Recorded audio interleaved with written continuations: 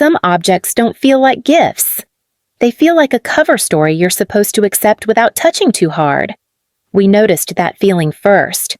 The moment a fountain pen showed up with the wrong kind of history attached to it. Natalie Crowell's experience matters because being the reliable one in a family can turn into a quiet sentence you never agreed to serve. And then she took it from there. The package sat on my kitchen counter in Evanston, still taped tight like someone wanted it to look official. I tore the seam with my thumb and lifted the lid. A beat-up fountain pen lay inside a velvet sleeve. The metal clip was scuffed. The barrel looked old in that way. Cheap things try to look old. On the side, a signature had been etched in delicate script. Leonard Crowell. My grandfather's name. A card slid out from under it. My mother's handwriting. Neat and controlled. Your grandfather wanted you to have something meaningful. Legacy. Keep it safe. I turned the pen over. The engraving caught the light a little too clean. Too fresh. My phone buzzed. Brooke. I stared at her name long enough to feel my jaw tighten. Then answered. Hey! Her voice came in bright. Practiced. Just checking on you. You've been working non-stop. Right, I've been busy. Exactly. Flights are expensive right now. Grandpa's calendar is packed. Mom thinks you shouldn't push yourself. My grip tightened around the pen. I'm coming. A pause. Natalie, it's not necessary. We've seen that pause before. The one that tries to sound caring while it closes a door. I'll handle my own schedule. I muttered. Tell Mom I'll be there. If you're into family stories like this, subscribe to Revenge Mosaicum. I set the phone down and looked at the pen again. The nib wasn't even aligned right. The pen stayed where it was when I left for work the next morning. I didn't tuck it away. I wanted to see it when I came back, like a note I hadn't answered yet. By noon, my phone buzzed again. This time it was my mother. Natalie, she began, voice already arranged. Brooke mentioned you sounded stressed. I sounded busy. Well, that's the same thing sometimes. A soft laugh. Your grandfather will understand if you don't make the trip. I never said I wasn't coming. A pause. Papers shifting on her end. You don't need to prove anything to anyone. That landed wrong. I leaned back in my chair and watched numbers crawl across my screen. Transactions resolving the way they always did when someone thought no one was looking. I'm not proving anything. I replied. I'm showing up. She sighed. The kind meant to sound disappointed and caring at the same time. Evan has a lot on his plate right now. This celebration means a lot to him. I'm not in competition with Evan. No one said you were... Silence stretched. Long enough to notice. After the call, I opened the folder Leonard had told me about months ago. The one he'd set up for big milestones. I typed slowly. Careful. When the page loaded, my stomach tightened. The transfer was there. $1.35 million. Clean. Intentional. So was the withdrawal. Nearly all of it. Gone within days. I closed my laptop and stared at the wall.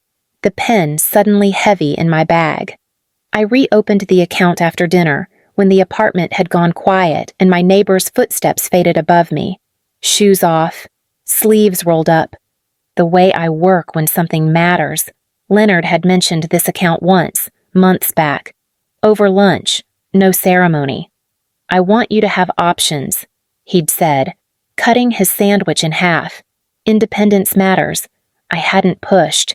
I never did with him. The page loaded slowly, like it knew what it was about to show me. The deposit sat at the top. $1.35 million, dated cleanly, labeled in his blunt, tidy language. Housing. Natalie. I exhaled once. Long. Then I scrolled. The withdrawal followed 3 days later.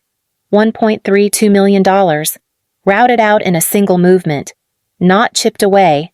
Not confused. Directed. I pulled the transaction details up side by side. My name appeared on the authorization line. My signature, too. Familiar shape. Familiar slant. But wrong. My phone rang before I could sit with it. Evan this time. Hey, he started, casual. You good? I'm fine.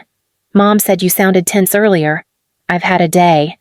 He chuckled softly. Same here. Things have been wild. Brooke's been amazing through all of it. Wild how...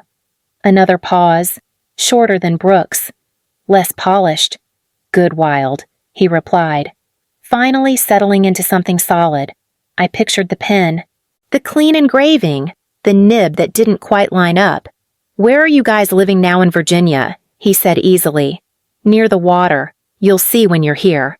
After the call, I opened the authorization file, the notary stamp, the timestamp, the window of access. 72 hours. That was all it took. I closed the laptop. The room felt smaller than it had an hour ago.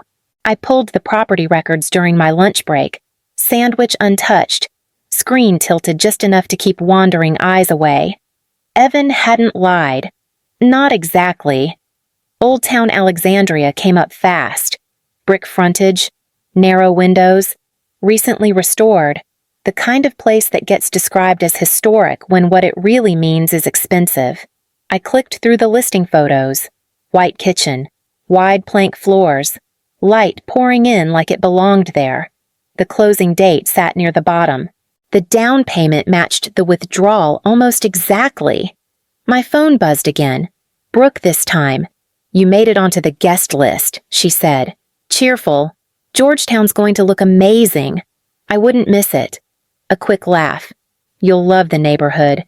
It feels settled, grown. Sounds like it. We finally have room, she added, like it slipped out on its own. A real home base. I let that sit. Back at my desk, I pulled up the escrow documents. Her name, clean, primary, Evan listed second. I folded my napkin carefully and tossed it. The sandwich went with it. That night, I printed everything. Authorization, timestamp, property file. I slid the papers into a thin folder and set it by the door. The pen stayed on the counter. I didn't put it away. I spread the papers across my kitchen table after midnight, the way I do when I'm trying not to think about what they mean yet. Authorization on the left, bank log on the right, property file stacked neatly, like it belonged to someone else's life. The signature stared back at me. Mine. Almost. The curves were right. The slant, too. Anyone glancing once would have nodded and moved on, but I knew where my hand always hesitated. A tiny pause at the end of the last letter. It wasn't there. My phone lit up. Dad, you traveling soon? He asked, voice low, like he didn't want anyone else hearing. Tomorrow night. Another pause. He'd gotten good at those. Your mother's been busy, he added, trying to make everything smooth. For who? For everyone. He answered, which wasn't really an answer at all. I turned the pen over in my fingers while we talked. The nib caught slightly when I twisted it. Cheap. Wrong weight. Leonard's pen never did that. Dad, I said quietly. Did Mom mention helping with paperwork? A breath on the line? She said you asked for coordination. Just temporary. I didn't. Silence again. Thicker this time. After we hung up, I pulled the notary record. Same day, same office, a short window, 72 hours. Long enough if someone knew exactly what they wanted. I held the pen over the authorization page, lining the tip up with the signature. The ink tone didn't match. Too dark. Too new. I could picture Evan buying it, grabbing something that looked old enough, paying someone to engrave a name he'd watched his whole life. I slid the pen into my bag, right next to the folder, not as a keepsake. As evidence. The flight confirmation chimed on my phone. I didn't check the seat. Didn't check the time again. Georgetown was waiting. The hall smelled like polished wood and old money. Not perfume heavy, just clean. Intentional. The kind of place that made people lower their voices without being asked. I spotted Evan first. Dark suit. Easy smile. He was mid-story, hands moving like he'd practiced it. Brooke stood beside him, fingers resting lightly on his arm. nodding at the right moments. "Nat," she called when she saw me. "You made it." "Of course." She leaned in, air kiss close but not touching. "You look tired. Long week." Mom appeared before the space could settle. "There you are." Her hand brushed my sleeve. "Quick. Try to relax tonight. I am." She turned immediately to Evan. "Have you met the Wilsons yet? They're very interested in the neighborhood." I stepped back, the pen heavy in my bag, papers flat against my side. Dad stood near the wall, drink untouched, watching the room instead of the people. He caught my eye, gave a small nod. That was it. Brooke's phone buzzed. She glanced down, smile flickering before snapping back into place. "Everything's perfect," she said, more to herself than anyone else. Glasses clinked nearby. Laughter rose and fell like it belonged to someone else's night. I felt Leonard before I saw him, the shift in the room, the way conversations straightened. He reached me and held my shoulders. "You came. I wouldn't miss it." His grip tightened just a little, like he was grounding himself. For a second, everything else faded. Then Mom's voice cut through. "Let's gather, everyone." I slipped my hand into my bag and touched the pen. Not yet. Soon. The room settled the way it does when people expect a speech. Chairs angled in, glasses lowered. Leonard stood at the head of the table, hands resting lightly on the wood. Mom smiled at me from across the circle. Natalie wanted to say a few words. I hadn't planned to stand so soon, but my legs moved anyway. The folder came out first, then the pen. I set it down gently, right in front of Leonard. "I wanted to thank you," I began, keeping my voice even, "for the gift you sent, the fountain pen. It meant more than you probably realized." Leonard frowned. Not dramatic, just confused. "The pen," he repeated. "What pen?" A few people shifted. Evan's smile tightened. Brooke's fingers curled around her glass. "The one engraved with your signature." I continued, nudging it closer. "The same week you transferred $1.35 million into the housing account you set up for me." Leonard's hand stilled. His eyes moved from the pen to my face. "I transferred the money," he said slowly. "I didn't send a pen." The silence that followed wasn't loud. It was sharp. I opened the folder. That account existed for 72 hours before $1.32 million was moved out. I slid the statement forward. "Authorized under my name." Mom leaned in. "Natalie, this isn't the place." I held up the authorization page. "This is the signature they used." Leonard studied it. "That isn't how you sign." "No," I agreed. "And this pen isn't yours either." Brooke's breath caught. Evan stared at the floor. This pen was meant to make everything look approved. I went on. "But the ink is wrong. The engraving's recent. It was never yours." Leonard straightened. His voice stayed calm. "Who handled the paperwork?" Mom answered too fast. I helped coordinate. Evan needed stability. Leonard's gaze didn't leave mine. "And you agreed to this." I shook my head once. The pen sat between us, no longer pretending to be anything else. Mom broke first. Her chair scraped softly as she leaned forward, palms flat on the table. "This is getting blown out of proportion," she said. "Natalie has always done fine on her own."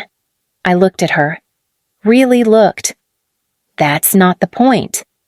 "It is," she replied. "A little sharper now. You make good money. You're capable. Evan needed help building something stable." Evan finally spoke, voice low. "We weren't trying to hurt you. You didn't think about me at all." I said, "That's different." Brooke's eyes stayed on the pen. "We thought it was already approved." Mom waved a hand. "She was never meant to rely on that money.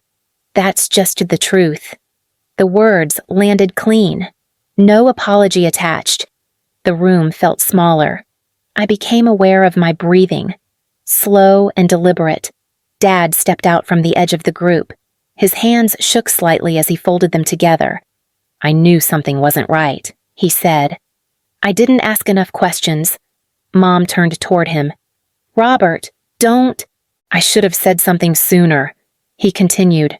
"I'm sorry." "Natalie." Leonard pushed his chair back an inch. The sound cut through everything.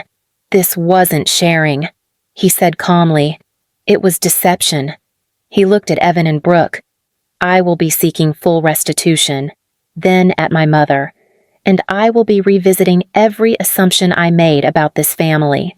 No one interrupted him. I stayed where I was, hands steady, the pen still on the table between us. The paperwork took months. Quiet months. No raised voices. Just filings, notices, deadlines. The brownstone in Old Town Alexandria sold. The money came back in pieces, clean and final. I didn't watch it land. I moved into a small brick place in Oak Park after that. Light in the mornings, a tree out front that drops leaves like it's trying to keep time. Leonard came by once, no speeches. He handed me a pen. Plain, no engraving. "Use this when it's yours," he said. I did. Mom stopped calling. Evan sent one message. Then, nothing. Dad visits sometimes. We talk about ordinary things. Weather. Trains. The way silence can be easier when it's honest. I keep the old pen in a drawer. Not hidden. Just finished. What changed wasn't the money. It was the weight I stopped carrying once I understood I'd never been meant to be protected. Only useful. Knowing that let me choose something else. I sign my name slower now. On things that belong to me. On a life that feels steady enough to hold. If this story stays with you, you're welcome to follow along with us at Revenge Mosaicum. We noticed how she didn't take anything back. She chose what to keep.